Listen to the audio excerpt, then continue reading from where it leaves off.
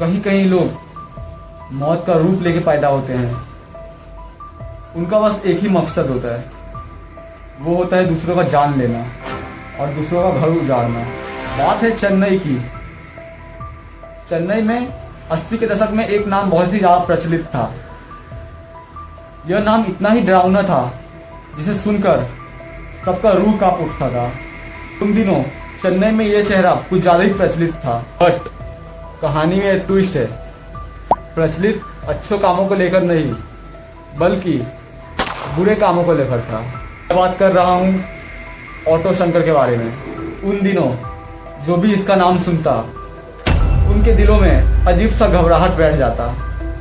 एक डर मौत का, एक डर फैमिली का, एक डर घर उजड़ने का। कौन था ये ऑटो शंकर? आज हम इसी के बारे में बात करने वाले हैं। उस दिनों चेन्नई के सड़कों पे एक ऑटो चलता था। पैसेंजर ऑटो में बैठते तो जरूर थे, बट कभी अपने मंजिल तक पहुंच नहीं पाते थे। पैसेंजर ऑटो में बैठते तो जरूर थे, लेकिन वो लाश बनकर उतरते थे। ये कहानी है एक ऐसे ऑटो ड्राइवर की जिसका ऑटो कभी भी पैसेंजर को उनके मंजिल तक नहीं पहुंचाया। ये कहानी एक करप्ट पॉलिटिशियन और हैंग्ड सिस्टम की है, जिसके सामने प्रशासन और पुलिस भी झुक गई। बात है 1954 की। वेलोर डिस्ट्रिक्ट का एक बच्चा जिसका नाम था गौरी शंकर, इसकी माँ का बचपन में ही निधन हो जाता है। इसका बाप इसको बचपन में ही छोड़ के चले जाता है। जिंदगी ने उसे दर्द का दूसरा नाम सिखा दिया। बचपन का गुस्सा जवानी में जाकर एक ऐसा रूप लिया जिसका किसी ने भी कल्पना नहीं किया था।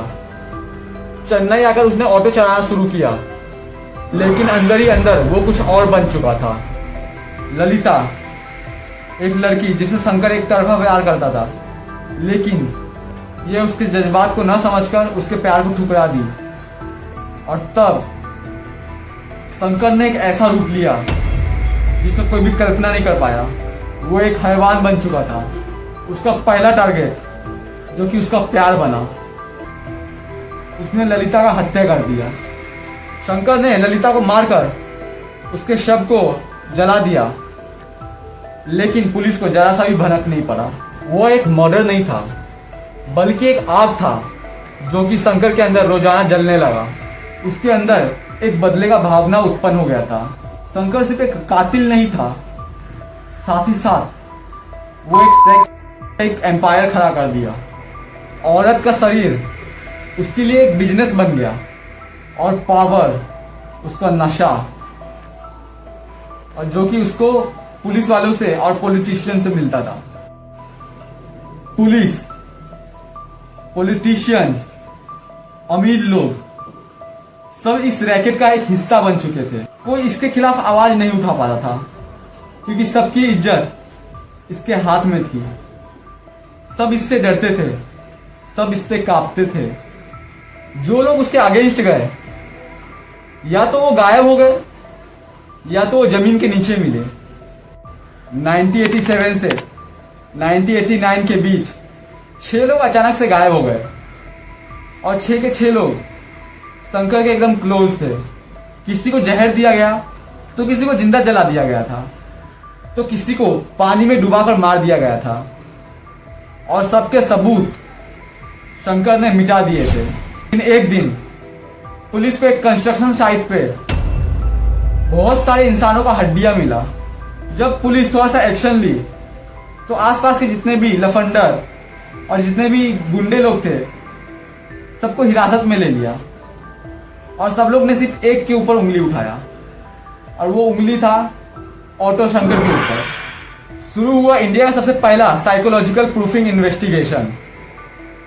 शंकर के पीछे पूरा का पूरा सिस्टम था, और वो सिस्टम इसका हेल्प कर रहा था, इसको बचा रहा था। आखिरी में जाकर शंकर ने एडमिट कर दिया। शंकर ने यह कहा कि इसके पीछे वो अकेला नहीं था। उसने ये दावा किया कि उसका नेटवर्क बड़े बड़े पॉलिटिशियन के साथ साथ बड़े बड़े क्रिमिनल्स के साथ भी है। ऑटो शंकर का केस पहली बार ऐसा था कि जब पुलिस ने क्रिमिनल प्रूफिंग का यूज किया। 1990 में शंकर के ऊपर ट्रायल चालू हुआ और उसको 6 मर्डर के केस में गिल्टी पाया गया। उसका फाइनल सेंटेंस था, मैं अकेला नहीं हूं, मेरा सिस्टम मेरे साथ है। 1995 में सुबह के ठीक 4 बजे ऑटो शंकर को फांसी की सजा दे दी गई और यहां उसका फाइल क्लोज हो गया। और ठीक उसी तरह उसका लाश को जलाया गया जिस तरह वो अपने शिकारों के लाश को जला दिया करता था। हिंदू धर्म में ऐसा कहा जाता है कि जैसा तुम व्यवहार दूसरों के साथ करोगे वैसा तुम भोगोगे, और ठीक इसके साथ हुआ। ऑटो शंकर तो चले गया, लेकिन जाते जाते उसने कुछ सवालों को छोड़ गया। सवाल यह था कि ऑटो शंकर अकेला था या फिर वो एक ऐसे सिस्टम का हिस्सा था जहां लोगों को कातिल बनने पे मजबूर कर दिया जाता है। आपको क्या लगता है कि ऑटो शंकर इस कहानी का मेन लीड था या फिर उसे कोई और कंट्रोल कर रहा था? कमेंट में अपनी राय जरूर बताएं। अगर आपको इस तरह के वीडियो देखना पसंद है, आप बेशक हमारे चैनल को सब्सक्राइब कर सकते हो।